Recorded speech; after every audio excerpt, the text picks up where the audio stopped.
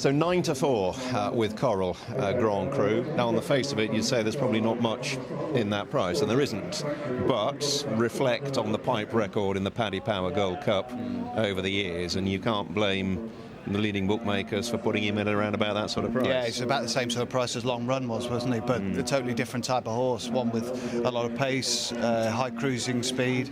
Not that Long Run hasn't got pace, but he is 2.5 is probably as far as Grand Cru is going to want to go this year, in effect. And 3 mile, 3.25 mile was more Long Run's trip. So we're talking about a different type of beast, and it's not hard to envisage that he comes there absolutely cruising at the last swing, having been given a really patient ride and scything through 19 rivals to come and pick up the race in the closing stages under a very quiet and patient ride from Tom Scouse. So it's not a price that I'm falling over myself to back, but I can understand why he'd be 9-4. I wouldn't want to be laying too much bigger. No, it's one of those results that you could say come Saturday afternoon, 9-4 looked a huge price, didn't it? Yeah. I think the one imponderable for me, and you've touched upon it, is the big field. Is the big field handicap, competitive handicap. Now, he took apart that big field competitive handicap at Haydock in the fixed brush hurdle a couple of years ago, but that was off a very different handicap mark from the one he's racing off on Saturday. Yeah, and some will say that in the Cheltenham he was ridden very, very aggressively from the front and saw out 3 mile at Kempton very well. Well, that looks a pivotal piece of form as well, doesn't it, with Sylvian Arco Conti in second and Bobsworth in third. So the worries about the stamina stem pretty much from his run obviously in the RSA, where he just didn't seem quite the horse that we'd seen early part of the season, and it could be that monster effort in the Cheltenham just took its toll on him a little bit. We're going to see the VT, and he just couldn't really live with those dyed-in-the-wood RSA type stayers like Bobsworth and First Lieutenant, really. And Walk-On's back in fifth, reopposes, and has a decent first time out record, so he's definitely shortlist material for Saturday, and seems to quite like Cheltenham. But Grand Cru just sort of tamely folded up on the running, and whether that was the exertions of the season or whether it was a stamina issue, then who's to really know by the pipes? The thing with this race, for me, and I suppose it pertains to Grand Cru, is you look down the list of runners, and this is a huge prize, and it's a very good prize to win. But for some of those who are running on Saturday, it merely is a stepping stone to other prizes later in the season. Is Grand Cru going to be a difficult horse to place this winter? And might Saturday be one of the best chances he gets of winning a big prize until we get to the spring, perhaps? Well, this meeting traditionally has been a pipe benefit, really. I mean, I know Paul Nicholls and Nicky Henderson will have something to say about that, but Old Man Martin did exceptionally well, farmed a number of races at this meeting over a sustained period, and David sort of launched his sort of training career, a couple of years back with a treble on one of the days, I think, and it's always been at Pond House, the mantra's always been, getting ready for this open meeting, and we'll try and win some big races. And I can't see that Grand Cru there'll be anything left in the tank. I think he'll be cherry ripe come Saturday.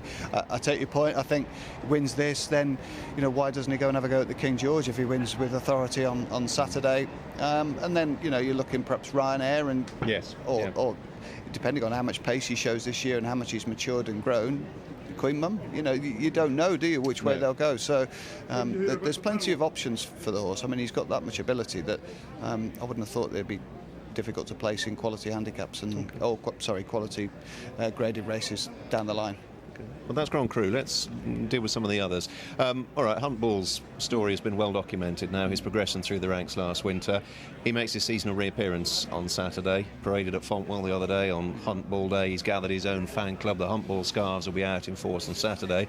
Going to be different, though, this time around, because he's now going to be lumping a big weight off an inflated mark in a handicap. Yeah, and his followers and connections will say, well, we lumped 12 stone to victory at Cheltenham in March, and that was a performance really which confounded a lot of people, not least me. Not necessarily because of the weight, just because I didn't really see that I didn't fancy the form that much. That yes, he's a fantastic horse, racking up victories and going up sort of £80 through the season, which was tremendous. But having seen him running round Folkestone early on, off 65, 70 or whatever it was, I couldn't envisage him winning at the Cheltenham Festival. I thought the bubble had to burst somewhere, and as a tipster, punter, whatever, you have to take a view somewhere that a long season was going to catch up with him, and maybe it did a little bit of danger when he was third behind Follow the Plan. But I mean, he's routed these.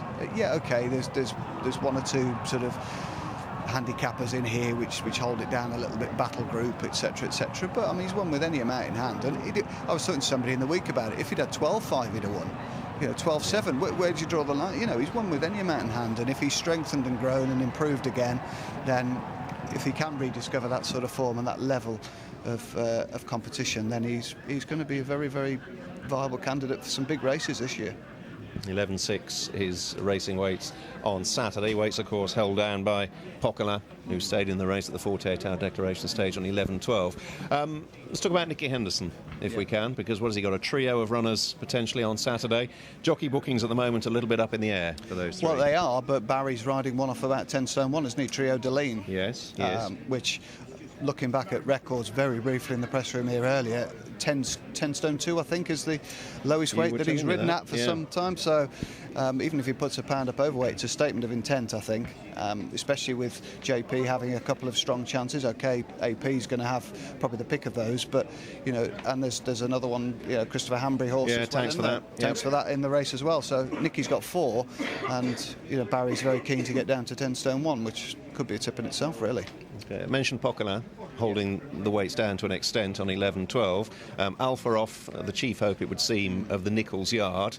What do you make of his chances on Saturday? Interesting, really, isn't it? He tailed off a little bit for me. I was a bit disappointed with his end of season. I mean, he had a shuddering error at Cheltenham, which put paid to his chance in the Arkle, for which he was seen as a very solid second in behind Sprinter Sacra. A lot of people felt that he would finish second there comfortably, and then just over 2.5 here at Aintree in the spring. Whether it's just coming to the end of a season where he wasn't firing on all cylinders, he was made to look pretty paceless by Minora and Crystal Bonus, who I think has subsequently gone on to win in Ireland. Did he win at Down Royal? The way you see Alpha off run, you would think that 2.5 round Cheltenham will be absolutely perfect for him. He's a strong stayer at 2, but just here, I tend not to take this as his true running, really. I just wonder whether it's the end of a long season, and I know he didn't have that many runs, but he would have been on the go for a good while, so I'll just excuse him that one probably. Okay. There's just a selection of the individuals who are running on Saturday, just some of those towards the fore in the market. I won't ask you to spoil the surprise for the Daily Mail readers on Saturday by nailing your colours to the mast. Pressing the pink button very quickly now in the anti-post market. But what are the sort of horses you're going to have on your shortlist? Well, I think there's one or two interesting ones at bigger prices. I think Calgary Bay is interesting for the trainer switch, but for nothing else. I mean, it hasn't got a terrific record fresh, right. But there was one or two horses that have won out of that stable this year from Hen Knight's yard that hadn't got a particularly brilliant record fresh and have gone very well without the benefit of an outing. So I think he's interesting. I've had a little bit on him at 33 each way. I just thought that he could be the kind of horse that he has got bits and pieces of Cheltenham form. He was an impressive winner at Doncaster last year. Okay, ran in the National, wasn't disgraced, finished 14th, didn't get home. I just wondered back at Cheltenham whether he might just poke into the first 4 at a decent price. So I've had a little bit on him. And there's a host of solid dyed-in-the-wool handicappers as such, with plenty of Cheltenham form as well. So, it's going to be a terrific heat, and those who are looking to lay Grand Cru short, they've got plenty running for them. Yeah, and a host of young improvers at the bottom end of the weight. You touched upon Triolo at Delane. There's also Kingsmere. Yes. I mean, the fact that Henry Daly, who had Kingsmere in a choice of engagements, now the weekend runs in the handicap off a featherweight as well. Has to be of interest. Sam Twiston Davis booked to take the ride. Let's just have a final flash, if we can, at the Coral odds for the big race on Saturday. Just refresh our memory. There we go. 9-4 Grand Cru, 11-2 Hunt Ball, 13-2 Alpha Off, 9-1 Walk On. We haven't touched on him. 14's Triolo Delane, 14 Michael Phillips, Nadia de la Vega, of course, won at the showcase meeting. 18-1 at Diver. If it were to stay dry between now and Saturday, that would enhance his chances. 20 is Quantitative Easing, 22-1 Calgary Bay, and 25-1 Bar. It really is shaping up to be an absolute corker. It's a belter. I mean, Walk On was a horse that absolutely bolted up first time up at Exeter last year, didn't he? Yeah, Goes he very did. well fresh, and he looked like the second coming that day. And then for whatever reason, he just didn't fire at Newbury subsequently, and the rest of the season was a little bit hit and hope. You know, he just didn't seem to rediscover that form. But he could be a horse to catch early. I know Michael Phillips, Tom Segal fancies him to run in the race. I was a bit disappointed with his comeback effort, but I think perhaps back at Cheltenham, and he might well be more 100% on Saturday. He's an interesting contender, and Nadea De La Vega as well from the Henderson team we touched on earlier.